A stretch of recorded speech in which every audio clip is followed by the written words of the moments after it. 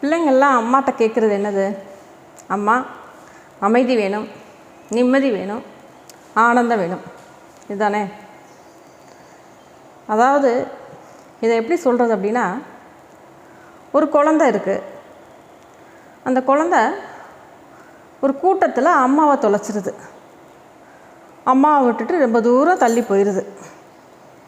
என்ன பண்ணுது அந்த குழந்தை? அப்போ அழுகுது, கஷ்டப்படுது, ஏங்குது. அதுக்கு எல்லாமே அம்மா தான். அதனால் அத்தனை எல்லாத்தையும் இழந்த மாதிரி அது அங்கே தவிக்குது.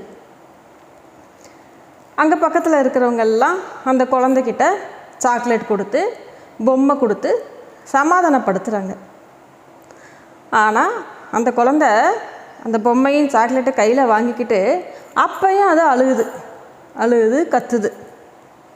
அதுக்கு அம்மா வேணும்னு அடம் பிடிக்குது. அம்மா இல்லாமல் அதை சமாதானப்படுத்த முடியல அவங்களால. அதே தான் நீங்களும். இந்த சமுதாயம் உங்களை சாக்லேட்டுங்கிற பணத்தையும் பொம்மைங்கிற புகழையும் சம்பாதி, உனக்கு அமைதி வந்துடும், ஆனந்தம் வந்துடும், நிம்மதி வந்துடும் சொல்லுது.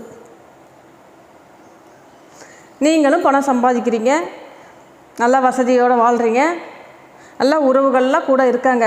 இருந்தாலும் உங்களுக்கு அமைதி இல்லை, ஆனந்தம் இல்லை, நிம்மதி இல்லை. ஏன்? அங்கே அந்த குழந்தை அம்மாவை தொலைச்ச மாதிரி நீங்கள் அம்மாவை தொலைச்சிட்டிங்க. ஆமாம், என்னை தொலைச்சிட்டிங்க, என்னை விட்டு ரொம்ப தூரத்தில் போயிட்டீங்க. அதனால தான் அமைதி இல்லாமல், ஆனந்தம் இல்லாமல், நிம்மதி இல்லாமல் தவிக்கிறீங்க. அங்கே குழந்தை தவிக்கிற மாதிரி தவிக்கிறீங்க. அதுக்கு அம்மா இல்லாமல் அதுக்கு எவ்வளவு சாக்லேட்டை கொடுத்தாலும், எவ்வளவு பொம்மையை கொடுத்தாலும் அதை சமாதானப்படுத்த முடியுமா? அதோட அழுகை நிப்பாட்ட முடியுமா? சொல்லுங்கள். அம்மாவுக்கு ஈடாக முடியுமா? முடியாதில்ல.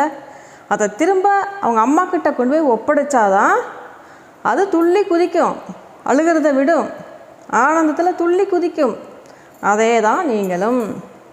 எவ்வளவு பணம் சம்பாதிச்சாலும், எவ்வளவு புகழ் அடைஞ்சாலும், எவ்வளவு உறவுகள் உங்கள் கூட இருந்தாலும் நீங்கள் அம்மாவை உணராமல் அமைதியையும் ஆனந்தத்தையும் நிம்மதியையும் உணர முடியாது. அம்மாவை உணருங்க, அந்த செகண்டே ஆனந்தத்தில் துள்ளி குதிப்பீங்க.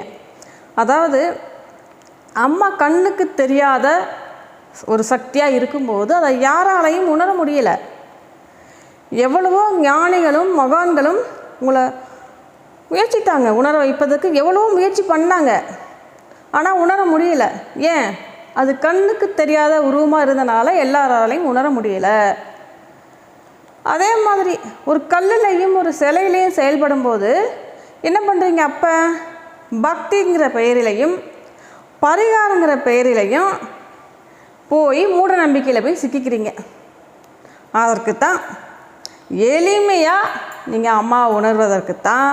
இப்போ கண்ணுக்கு நேராக பார்த்தா எளிமையில் உங்களுக்கு உணர்றது. அதற்குத்தான் இந்த உருவம், இந்த சொரூபம், இந்த அம்மாங்கிற வடிவம்.